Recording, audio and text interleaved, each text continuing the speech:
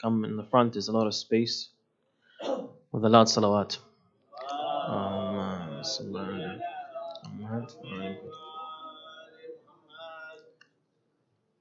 بسم الله الرحمن الرحيم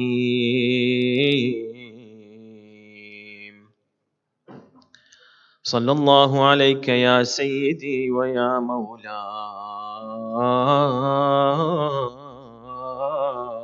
يا رسول الله صلى الله عليك وعلى آل بيتك المعصومين المظلومين لعن الله الظالمين لكم من الأولين والآخرين صلى الله عليك يا سيدي ويا مولاي يا أبا عبد الله يا ابن رسول الله مظلوم غريب عطشان ذبيح شهيد ما خاب من تمسك بكم وأمن من لجأ إليكم سادتي فيا ليتنا ثم يا ليتنا كنا معكم فنفوز فوزا عظيما مدارس آيات خلت من تلاوة ومنزل وحي مقفر العرصات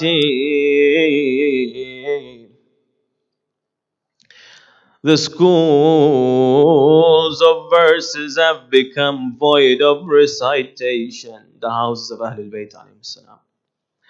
And the courtyard of the house of revelation has become deserted. The progeny of Rasulullah had in Khayf in Mina. Khayf is a place in Mina. And in Ruknian and Arafat and Jamarati, houses that belong to Ali and Husayn and Ja'far. And Hamza and Sajjad, the one with the darkened forehead.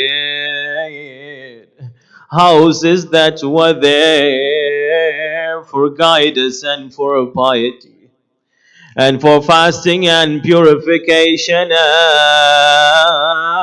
and for good deeds. What was the situation of these houses? What used to happen in these houses? Homes unto it Jibreel al-Amin would descend from Allah with salams and with mercy. What is the situation of these houses today? Houses that have been wiped out by the oppression of tyrants, but did not fade away by the passing of years and of days. This is a qasida that Abul al-Khuzai he read in the presence of Imam al-Rida, and now he turns to Sayyidah al-Zahra and he tells her to console her for the musibat of Imam al-Husayn. He tells her, O Fatima, O daughter of all that's good, arise and mourn. Hey, the stars of the skies who were martyred in the day.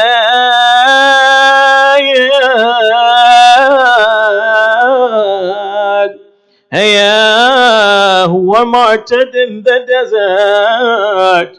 Those graves which are in Kufa and others in Medina and others in Faq, for whom I pray.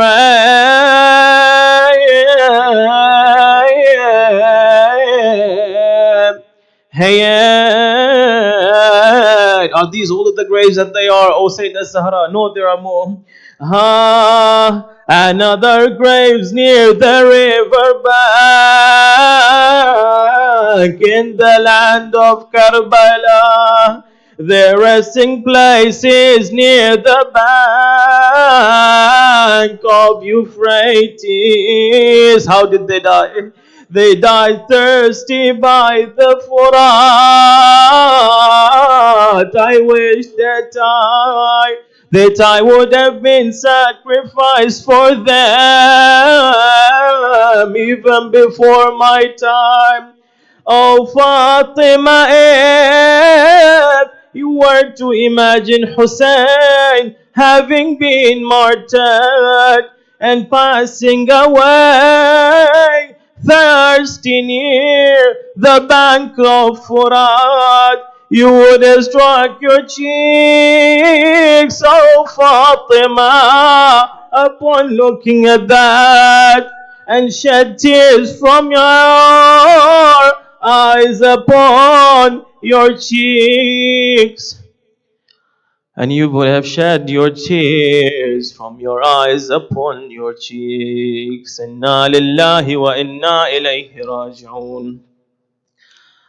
قال الإمام الصادق سلام الله عليه لولا أن الله لم يخلق أمير المؤمنين لم يكن لفاطمة كفو في وجه الأرض آدم فمن دونه. To hasten the reappearance of our 12th Imam. صلوا على محمد وآل محمد.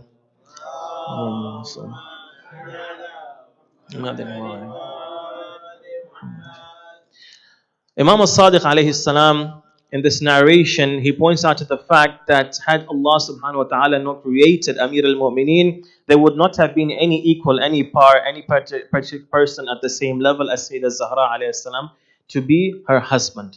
At that, it is very important for a person to try and understand the depth of what is meant in this narration. Is it only equality, or does the Arabic language, as we have been pointing out during these sessions, have a certain other deeper meaning to that? In the Arabic language, al-kuf is a person who is at the equal of another. He is the musawi, person who is at par with another.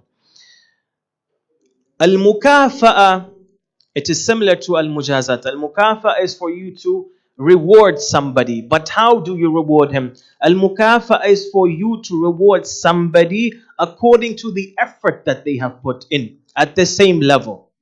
In another verse, Allah subhanahu wa ta'ala says, Bismillahir Rahmanir Rahim, Alaysa Allahu bikafin abda. Is Allah subhanahu wa ta'ala not sufficient for His servant? What does Allah subhanahu wa ta'ala mean by that? That does Allah not suffice our needs? Whether that be protection or our dunyawi needs, our ukhrawi needs, etc. So this mukafaha is for Allah subhanahu wa ta'ala to give us exactly that we are in need of, or that which we do, we carry out in this world, that which we deserve in terms of deeds. But upon that, if we come to mention and return back to the word kafu in this narration, we can understand that each one of the two spouses has certain needs, characteristics, and the position in their life. So the other has to be at the same level. Okay? The other has to be at the same level in terms of knowledge, in terms of akhlaq, in terms of their lineage, in terms of etc. etc. Okay? Right. Now with this regard, Amir al-Mu'mineen alayhi salam was the only one who was there. If we want to look at the manifestations of this equality in their lives between each other, I will not talk about equality as it is an offshoot, one of the masail, one of the things that are discussed in feminism. No, the equality that I would like to talk about is according to the concept of the view of Islam. That is to say that there are certain characteristics which both of these personalities possessed, and they were at an equal. What do we learn from them? We should try to create this equality between our spouses, ourselves and our spouses, with regards to these qualities. So that it should not be that one of the two does a certain good deed or a certain good trait more than the other. That would be an imbalance. Sallallahu ala Muhammad wa ala Muhammad.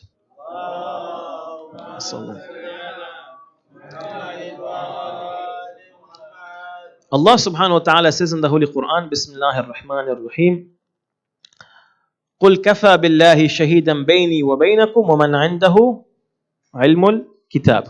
With regards to Amir al-Mu'mineen sallallahu alayhi, Allah refers to him with title that, O Holy Prophet, say to those people who do not believe in you that Allah is sufficient for me as a witness that I am truthful, I am a prophet, and he who has the knowledge of the book. The knowledge of the book is not only meant the Holy Quran. We are talking about al-Kitab, which is Lawh al-Mahfuz, a certain higher level of knowledge. That's as far our time is not sufficient to talk about. Amir al-Mu'mineen alayhi salam, he had this knowledge, ilmul ghayb, he had it. And this also translated in all of the ahadith that we see from Amir al-Mu'mineen sallallahu alayhi. Nahj al-Balagha by itself is sufficient. In Iran there is a university just studying, specializing in the studies of Nahj al-Balagha. One of my teachers in the University of Brunei over here in the UK, he did his PhD on management according to Nahj al-Balagha. Okay, that's just one subject. With regards to Sayyidah Zahra salamullahi alayha, because of the fact that she was a woman, she was veiled, and that time the society was more masculine, and women would not mingle with men that much. So not a lot of our narrations have been transmitted and related. However, if you refer to al-Khutbah al-Fadakiyya, Khutbat Fadak, itself is sufficient to learn and to understand the level of knowledge Our Lady had. The reasons for ahkam and the wisdoms of so many of the ahkam are mentioned in it. If you look at the level of eloquence that Sayyidah Zahra alayhi salam brought, a lot, it is actually being studied in certain parts of the world, in universities, etc. The different science of the different principles of the science of eloquence are studied, and this based upon this khutbah. In addition to her knowledge of aqa'id, etc., etc. There are certain other narrations also narrated from Sayyidah Zahra salamullahi alayha. First of all, Sayyidah Zainab salamullahi alayha narrates, and this hadith is when Sayyidah Zahra alayhi salam says that once the Holy Prophet sallallahu alayhi was with us, and sallallahu alayhi wa Muhammad.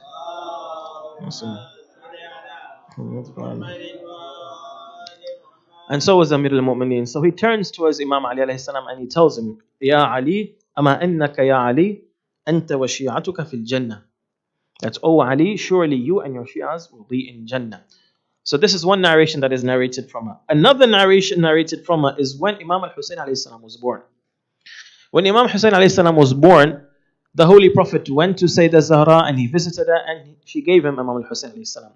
After reciting and embracing him, reciting from Quran, etc., he gave him back to Sayyidah Zahra salamullahi alayha. Then he tells her, and this is narrated by Sayyidah Zahra salamullahi alayha. She narrated, and it is narrated by Imam Zain al-Abidin. So Sayyidah Zahra narrated to Sayyidah Zainab, and Sayyidah Zainab narrated to Imam Zain al-Abidin alayhi salam. Imam Zain al-Abidin, he's the one who's narrating. That the Holy Prophet told Sayyidah Zahra, Ya Fatima, innahu imamun ibnu imam. He is an imam, the son of an imam. Abul A'immat al-Tasa. He is the father of the 9 imams, and the 9th of whom is al-Qa'im. Sallallahu alayhi. A final narration from Sayyidah Zahra sallallahu alayha. Just like the Holy Prophet says that I have that there are 3 things that I like from your world. Sayyidah Zahra also says that I have been made to love 3 things from your dunya. Number 1, to recite the book of Allah subhanahu wa ta'ala. Secondly, to look at the face of Rasulullah. And thirdly, to spend in the way of Allah subhanahu wa ta'ala. Al-infaq fi sabilillah. This is one of the sunnahs of Sayyidah Zahra sallallahu alayha. Another kind, so this kind of tajalli, let's say this manifestation of equality, you as the husband or you as the wife, you like more than the other to read books, Islamic books, and to gain knowledge and to seek knowledge. You should not just suffice by doing that by yourself, whether you're the husband or the wife that does that, that has that habit.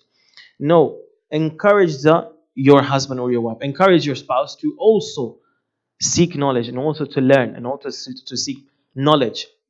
If it is with regards to, for example, the recitation of the Holy Quran, also for you to have to learn to recite better, etc. And this can apply to all different kinds of knowledge, even if they are related to this dunya, academic, etc. Another kind of tajalli and manifestation is related to the mercy of Sayyidah Zahra salamullahi alayha. Once during the preparations of the battle of Uhud, a poor person comes to the Holy Prophet and he tells him, "O Prophet of Allah, I have migrated in order to come to you to seek your assistance. I am hungry, so please feed me. I do not have, his clothes were torn, so I do not have clothes. Please clothe me. And I also seek to return, and I'm poor. At that, please give me that with which I can suffice for the rest of my life." The Holy Prophet, at this situation, he told him that I am not able to assist you, but go to the house of Fatima. So he orders Bilal, salamullahi alayhi, as well, to take this person to Sayyidah Zahra. This person knocks on the door. She asks, "Who is there?" This person says, "Salam, assalamu alaikum ya ahle bayt an-nubuwah, O the daughter of the Holy Prophet, please have mercy on me. Your father has sent me to you, and this is my situation. I'm poor, I'm hungry, I need clothes." Sayyidah Zahra alayhi salam, she removes the necklace that she was wearing and she gives it to this person, and she tells him, "Sell it, may Allah Azza wa Jal give you as the price of this necklace, that which you can suffice." He goes to the mosque asking, "Who is going to buy it? Who is going to buy it from me?" Ammar ibn Yasir, he comes and he tells him, "I'll buy it from you." So he offers him in return for that necklace of Sayyidah Zahra 20 dinars, 200 dirhams, a camel to go back to his family with, and Yemeni clothes. At that time, Yemeni clothes, they were the best, like Indian cotton today. So this person, he goes with Ammar to his house. Ammar gives him the price of this necklace, and this person goes back to the mosque. He goes to the mosque and asks the Holy Prophet. The Holy Prophet asks him, "Were you able to find that which you needed?" He said, "Yes, alhamdulillah." "Would you not pray and supplicate for Sayyidah Zahra alayhi salam?" So this person, he asked, "Oh Allah Azza wa Jal, please grant her that which no eye has seen nor any ear has heard of, that kind of rizq." And the Holy Prophet said, "Ameen." At that, Ammar sends that necklace, perfumed and in another new Yemeni cloth, with the slave servant of his, and he tells him, "You go to the Holy Prophet. Now you are under his command." So he goes over there. So the Holy Prophet sends him to Sayyidah Zahra salamullahi alayha. So Sayyidah Zahra salamullahi alayha takes this necklace and she tells this slave, "You are free for the sake of Allah." So this slave person, he thinks, so much barakah in this necklace that it fed a hungry person, a clothed person who did not have clothes. It also gave a poor person who did not have anything to suffice for the end of his life. It freed a slave and then it returned to its original owner as well. So much barakah in just one necklace. Sallallahu ala Muhammad wa ala Muhammad. Allahumma salli ala. Upon that, I ask my dear brothers and sisters, this is the second trait. This trait of mercy and of giving and spending in the way of Allah. If one of the two has it more than the other, then we have to strive in order to also, both of us, husband and wife, to have this trait. Not only one to be giving and the second. No, don't do that. No. We have to be equal with this regard. So the message is that we should not only look at equality that they were equal. No, we have to try to create it between ourselves and our spouses concerning those traits that we have control over. If we go towards Al-Imam Al-Rida alayhi salam, in that sitting when Da'bil al-Khuza'i, he was sitting with Imam Al-Rida alayhi salam. Da'bil al-Khuza'i, he turns towards Imam Al-Rida alayhi salam, reciting those verses of poetry. And upon that, he touches upon one of the musa'ib of Imam al-Husayn alayhi salam. What was this musibah? It was the musibah of the severe thirst of Imam Husayn alayhi salam. And he turns towards him and he recites, right now addressing a Sayyidah Zahra alayhi salam, and he says, of Fatima. If you were to imagine Husayn having been martyred after passing away thirsty near the banks of Furat, the Arbab, the writers of Maqatil, say that thirst had affected Imam Husayn alayhi salam so much that it had affected his vision that he could not see anymore properly. It had also affected his tongue that it had become almost like a dry piece of wood. It had also affected the lungs of Imam Hussein to the extent that the dusty air of Karbala would enter in his lungs, and it would also come out in the same way. And it had also affected the strength of Imam Hussein alayhi salam, but he continued to strive regardless. What would you say, Imam Hussein alayhi salam? What would you, Muwali, tell Imam Hussein? You would tell him, I wish that Hussein would drink from the water of my eyes and not remain on the desert of Karbala thirsty and his body pierced with wounds. I wish I would be sacrificed in his place. It would be an honor to be sacrificed for you, O Abu Abdullah, and for your children. To be sacrificed for Ali al-Akbar and for Ali al-Asghar. Oh, Abul Akbar, how can we enjoy drinking water when your burning liver was not allowed to be cooled by water? My master, we will never forget you, and the fire of sorrow for you will remain in my heart. Can it be that Husayn